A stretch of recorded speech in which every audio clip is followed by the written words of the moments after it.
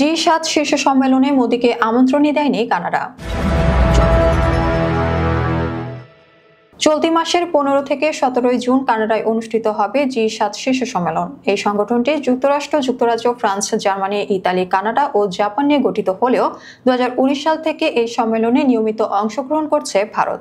তবে এবার দেশটির প্রধানমন্ত্রী নরেন্দ্র মোদীকে আমন্ত্রণ জানায়নি কানাডা। মোদীকে এই সম্মেলনে কানাডা এখনো আমন্ত্রণ না দেওয়ায় 6 বছরের মধ্যে প্রথমবারের মতো নরেন্দ্র মোদীর জি7 শীর্ষ সম্মেলনে যোগদানের সম্ভাবনা নেই বলে মনে করছেন বিশ্লেষকরা।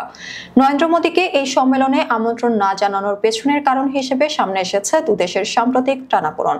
কেননা 2023 সালের সেপ্টেম্বরে কানাডার প্রাক্তন প্রধানমন্ত্রী জাস্টিন ট্রুডোর ভারতের বিরুদ্ধে অভিযোগ তুলেছিলেন। তখন তিনি বলেছিলেন, খালিস্তানি বিচ্ছিন্নতাবাদী হরদীপ সিং নির্ঝর হত্যার সঙ্গে ভারতীয় সরকারি এজেন্টরা জড়িত। ট্রুডোর এই অভিযোগকে অযৌক্তিক বলে তখন উড়িয়ে দিয়েছিল ভারত। এরপর থেকেই দুদেশের দ্বিপাক্ষিক সম্পর্ক তলানিতে পৌঁছেছে।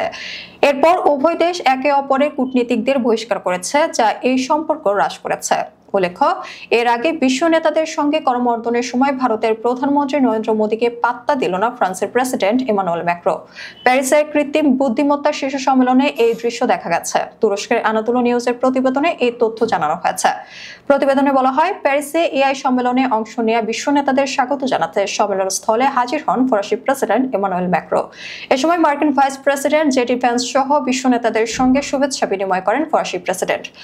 সোশ্যাল মিডিয়ায় ছড়িয়ে পড়া একটি ভিডিওতে দেখা যায়, জেডি ভ্যান্সের পাশে বসা নরেন্দ্র মোদী হাত বাড়িয়ে দিলে তাকে পুরোপুরি এড়িয়ে যান ম্যাক্রো। তবে মোদীকে অপেক্ষা করলেও আশেপাশে থাকা ইউরোপীয় কমিশনের সভাপতি উরসুলা ভন ডার লেয়েন সহ অনেক অতিথির সঙ্গে হাত মেলাতে দেখা যায় ফরাসি প্রেসিডেন্টকে। এই ঘটনাটি সামাজিক যোগাযোগ মাধ্যমে তোলপাড় সৃষ্টি করেছে। কেউ কেউ এই ঘটনাকে কূটনৈতিক অবজ্ঞা হিসেবে উল্লেখ করেছেন, আবার কেউ কেউ বলছেন অনিচ্ছাকৃতভাবে এটি হতে পারে। ফরাসি বা ভারত সরকারের পক্ষ থেকে কেউ এই বিষয়ে কোনো মন্তব্য করেনি। তবে ভারতের ফ্যাক্ট চেকিং প্রতিষ্ঠান ডিএনটেন্ট ডাটা দাবি করেছে, ওই ঘটনার আগে বেশ কয়েকবার মোদীর সঙ্গে করমর্দন ও হাত মিলিয়েছেন ম্যাক্রো। তারা বেশ কয়েকটি ছবি শেয়ার করেছে। তাদের দাবি, মোদীকে এড়িয়ে চলার যে ভিডিও শেয়ার করা হয়েছে সেটি উদ্দেশ্যমূলক। এদিকে প্যারিসে থাকা ভারতের প্রধানমন্ত্রী নরেন্দ্র মোদী মার্কিন ভাইস প্রেসিডেন্ট জেডি ভ্যান্সের সঙ্গে দেখা করেছেন। এলিসি প্যালেসে ফরাসি প্রেসিডেন্ট ইমানুয়েল ম্যাক্রো আয়োজিত এক নৈশভোজের সময় তাদের সাক্ষাৎ হয়। নৈশভোজের সাইডলাইনে অনুষ্ঠিত বৈঠকের সময় নরেন্দ্র মোদী জেডি ভ্যান্সকে তার নির্বাচনী বিজয়ের জন্য অভিনন্দন জানান।